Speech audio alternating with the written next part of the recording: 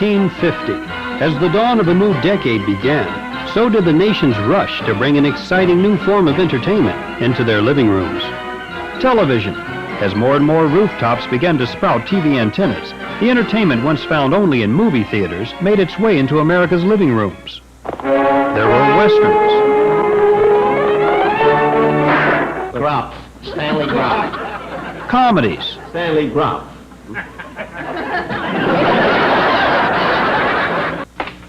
Dramas.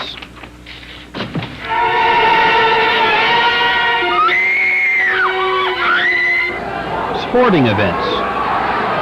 Gallardo is in real trouble. Cops and robber programs. Racket Squad.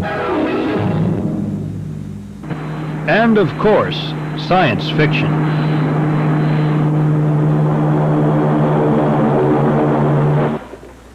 Well, all safe and shipshape. A good number of science fiction-oriented programs were aimed at a juvenile audience. Saturday mornings were dominated by the high-tech exploits of Tom Corbett, Space Cadet, Captain Video,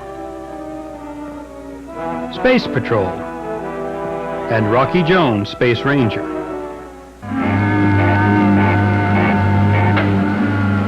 Check 3 o'clock, Rocky. I think there's a meteor pack bearing down on us.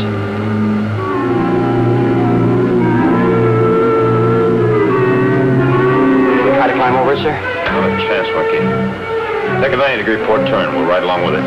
Port, sir.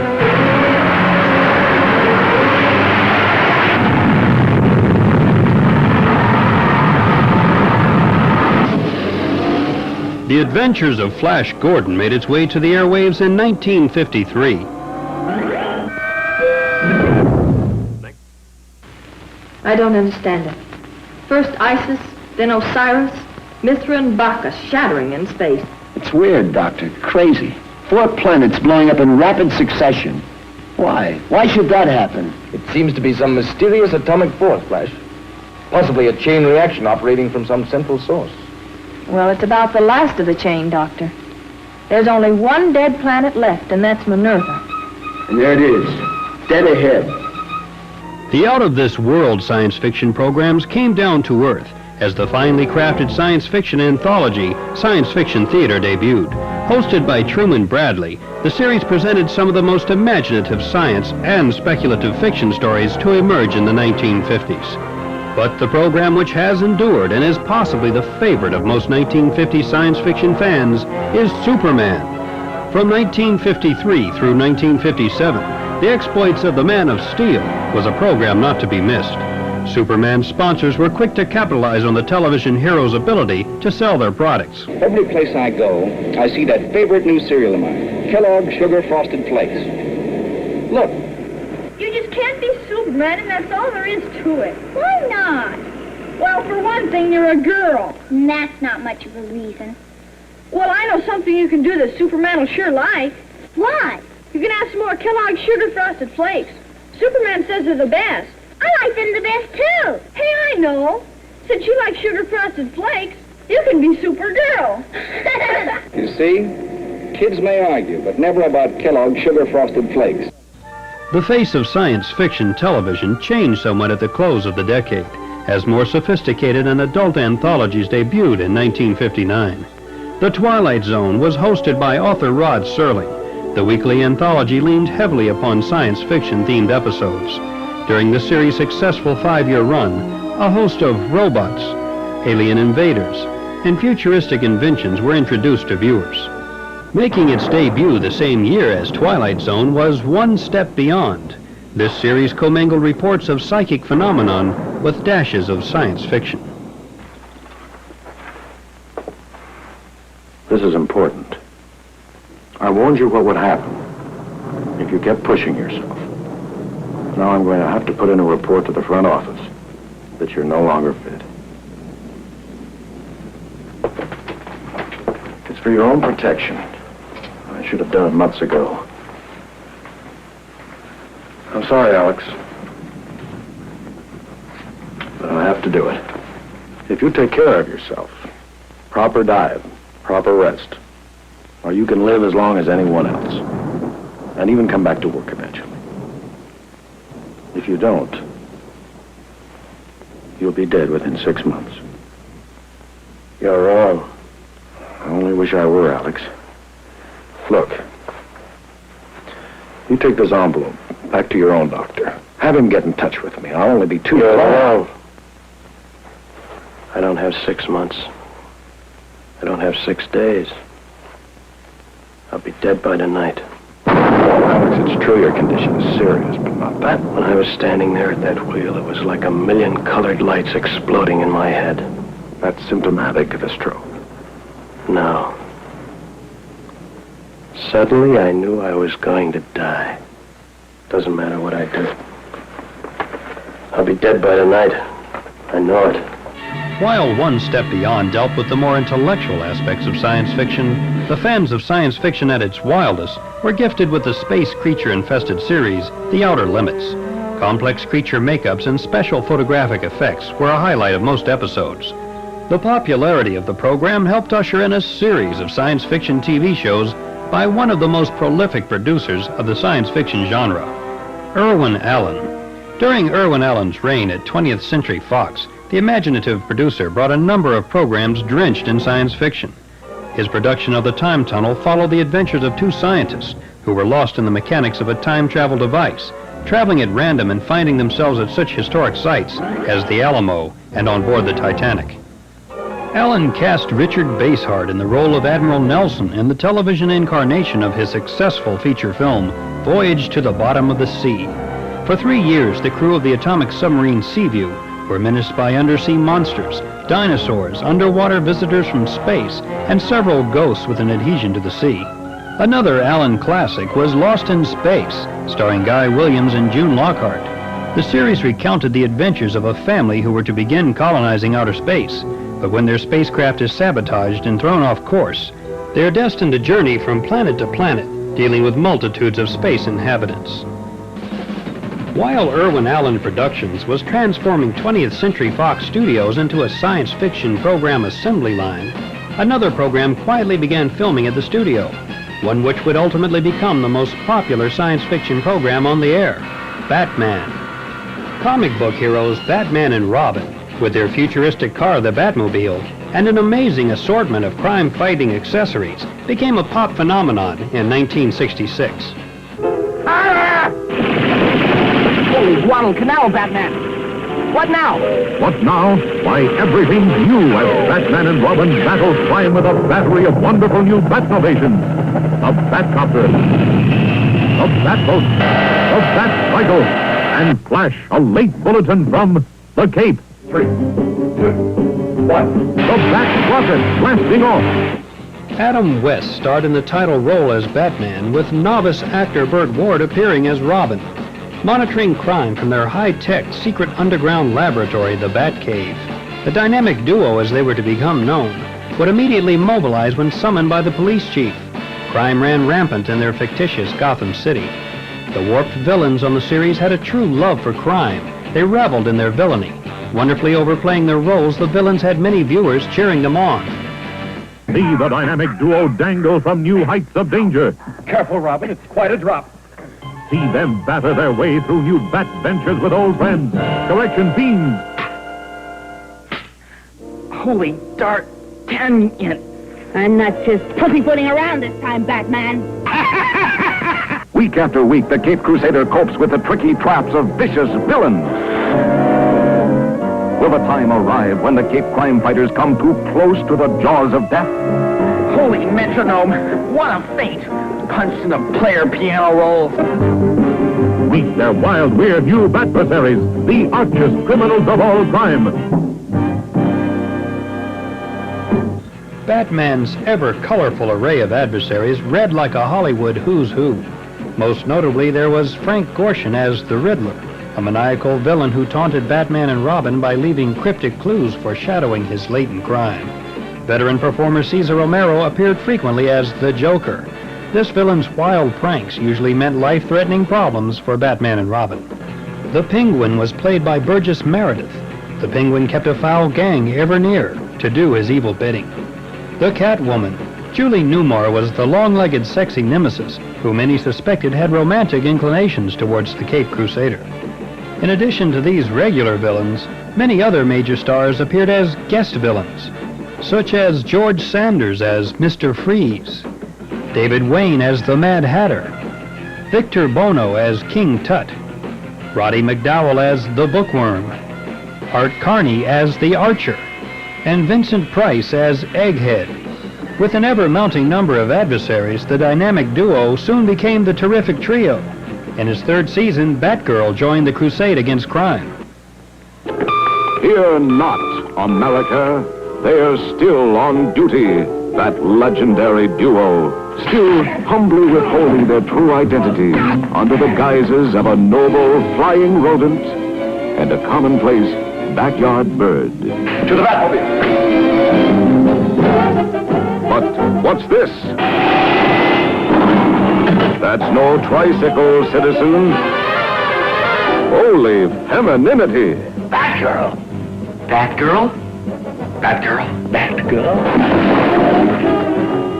Sap and Zonk, Biff and Splat.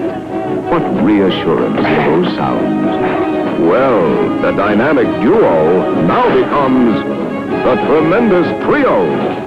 But even the welcome addition of beautiful Yvonne Craig couldn't save the Batman series from being canceled at the conclusion of its third year. Of all the stars ever to shine on the televised science fiction horizon, the brightest was a creation of producer Gene Roddenberry called Star Trek. The premise was simple: a spacecraft exploring the heavens, providing the background for 3 seasons of thought-provoking episodes. The series starred William Shatner as Captain Kirk, commander of the starship Enterprise, Leonard Nimoy as Science Officer Spock, and DeForest Kelley as the ship's Chief Medical Officer, Dr. McCoy. Typical episodes dealt with an array of wonders the crew members encountered while on its peaceful mission of space exploration. What we are about to see is a privileged glimpse behind the scenes, a rare assembly of outtakes from the series. At the conclusion of each season's filming, the show's film editors would compile a reel of the funniest bloopers captured on film. Copies would then be distributed to cast and crew members as souvenirs. As what you are watching was literally rescued from the editing room floor, the overall quality of these outtakes will vary at times. However, the rarity and hilarity of these rare clips more than compensates for a few technical flaws. The following program is brought to you in living color on NBC. Ladies and gentlemen, due to circumstances beyond our control, the program originally scheduled for this time will not be presented. We will instead bring to you, direct from the Venice Film Festival, Star Trek, Behind the Scenes, starring William Shatner as Captain James Kirk, commander of the Starship Enterprise. God damn it! Courageous champion of the universe.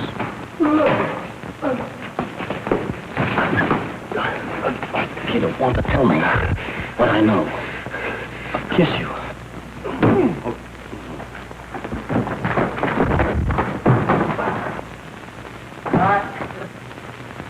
Defender of female virtue.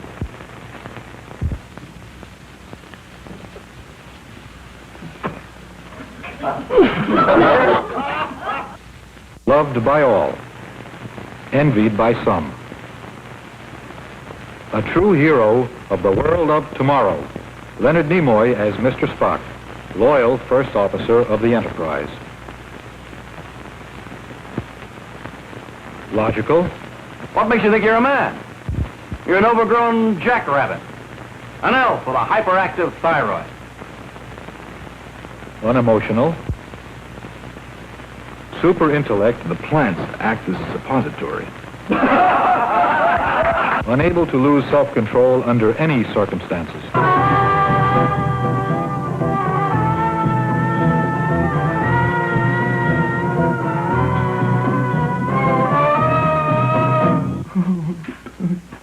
Forrest Kelly as Dr. McCoy, dedicated to his profession.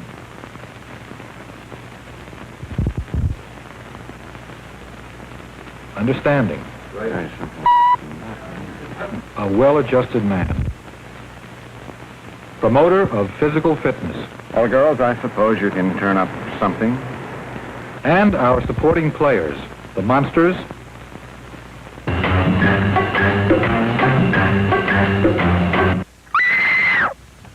Major! Major!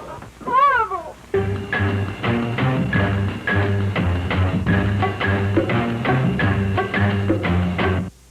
The heavies? Are you challenging me to a duel? Yes, if you have the courage.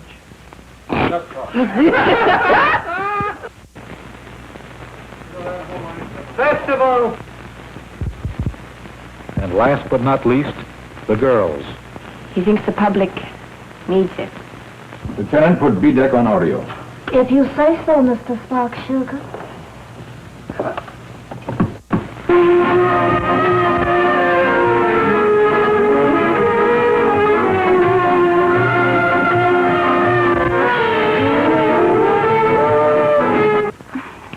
Doctor, may I speak to you for a moment, please?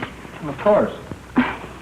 Well, I know this is going to sound foolish, but I feel like hell. I forgot what did I say? And now to our story. Captain's log, star date. Dr. Layton was murdered while the critic... Mr. Spack. Message from Emilia 7, Captain. Are you Bill? Yeah. Okay. Funny cap. Corbett discovers there are men. Hi, Daddy. Do you think it would cause a breakdown of discipline if the lowly lieutenant kissed the star of a ship captain?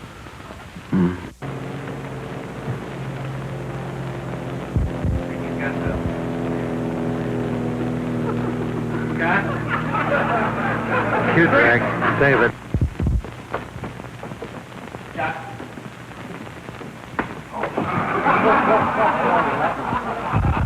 Save it, please. The people die, but the culture goes on. You mean to tell me That was quite a thing you told me. You have no right, and we have the right, but you have no right. Because we're the right, and you're the right. this is a shit's drunken occasion, isn't it? What's going on here?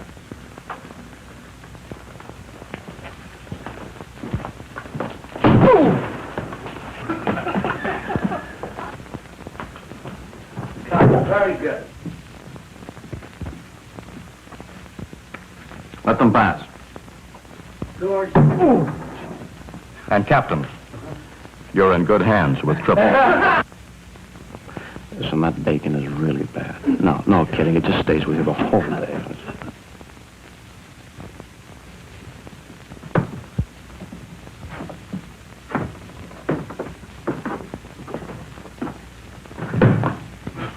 Once again.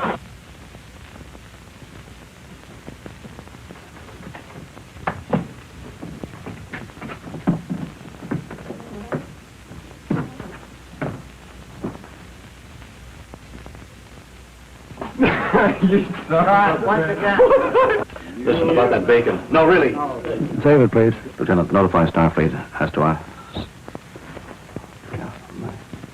Go. Lieutenant, notify... Enterprise calling Starbase 6. Come in, Starbase 6. Starbase 6, here.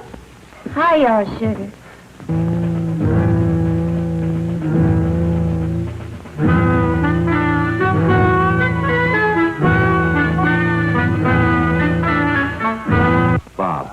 Bob, don't cut. Don't cut. Bob Jesper, I'm going home now.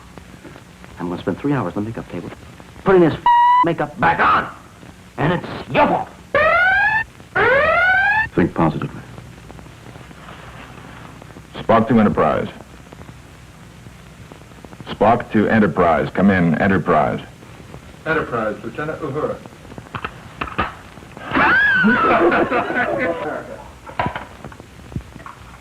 This here is a heater, boss. I don't know what this thing is. Save it, please.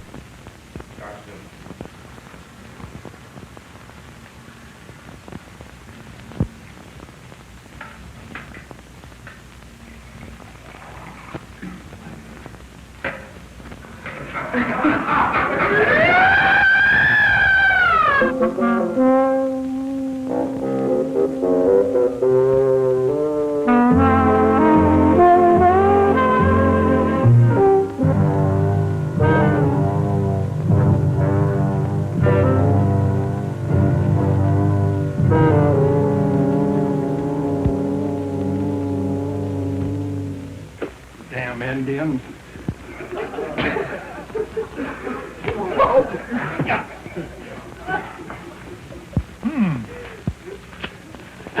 don't have to find out what's the matter with it. You must know.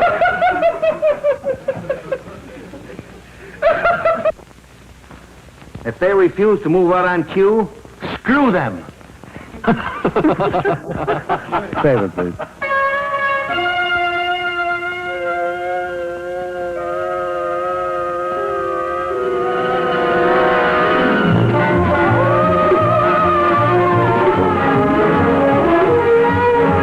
Have no fear. Sargon is here.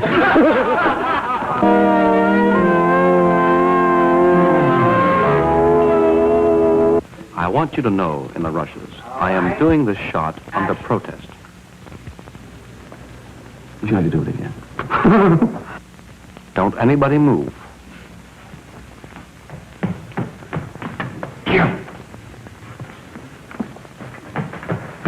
Stand back. I don't know about you, but this is not the way it was planned. I want to know.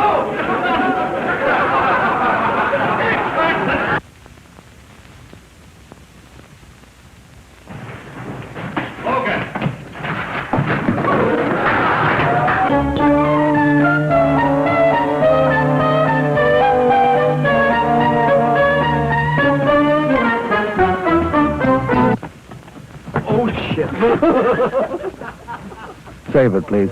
Unless you veer off, I shall blow my brains out. Jim? I'm fine, boss. Are you all right? Let's try it again.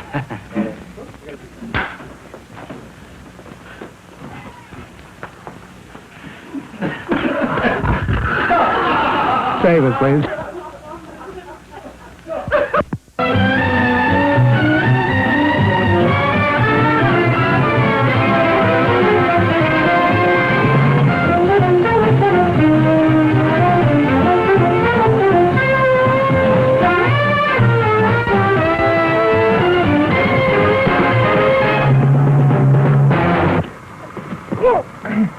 I got a wig trouble.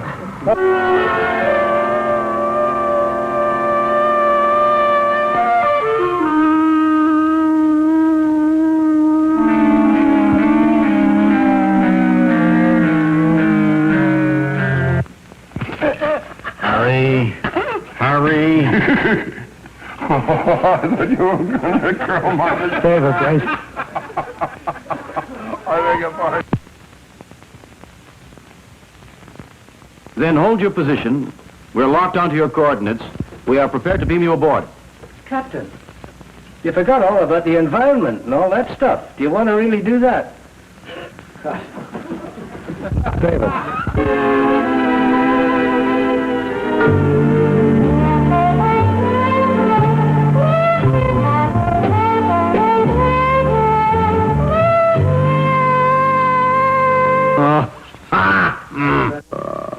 Captain, are you all right? You sound tired. Acknowledge, Captain. Is everything all right? Okay.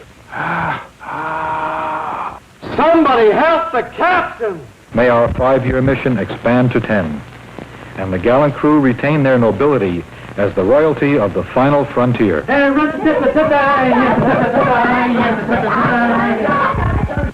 Ahead, walk factor 1.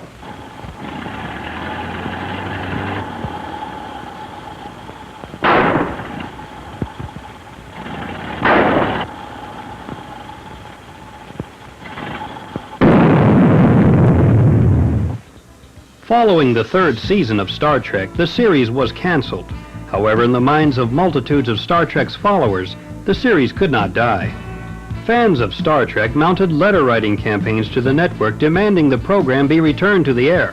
While their efforts failed to renew NBC's interest in the series, the letters did demonstrate that there was enough interest in the program to spin off a theatrical motion picture based on the television series.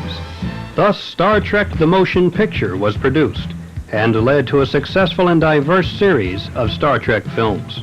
Inspired by the initial television success of Star Trek, a number of intellectual science fiction series debuted. The Invaders cast Roy Thinnis as a man who witnesses the landing of a spacecraft. The aliens take on human form in an attempt to infiltrate, then conquer Earth. Another thought-provoking series which attained cult status was The Prisoner. The 17 episodes of the series focused on Patrick McGowan's efforts to escape the mysterious village where he's held a prisoner. In 1974, Darren McGavin starred as an unlikely hero of Kolchak, the Night Stalker. Portraying a reporter working at a fictitious Chicago-based newspaper, the character Carl Kolchak would encounter a different monster in each episode. The series was developed for television following the astonishing success of a movie of the week, also entitled The Night Stalker, which claimed the highest ratings ever achieved by a telefilm prior to its debut in 1972. Unfortunately for Kolchak fans, the TV series did not meet with the same success and was canceled following 20 episodes. Another popular series inspired by a made-for-TV movie was Night Gallery. This anthology series blended elements of horror and science fiction tales to arrive at the unique concept of presenting 2 or 3 different stories per installment. The series marked the welcome return of Rod Serling to television. As he did years earlier with Twilight Zone, Serling would introduce the various playlets. The next 15 years saw a smattering of attempts by television to revitalize interest in the science fiction genre series. In The $6 Million Man, Lee Majors portrays a U.S. astronaut who survives a devastating crash. His life is saved by replacing damaged body parts with electromechanical devices. Thus he becomes a cyborg, partially human and part machine. As the series developed, Lindsay Wagner was introduced as a love interest.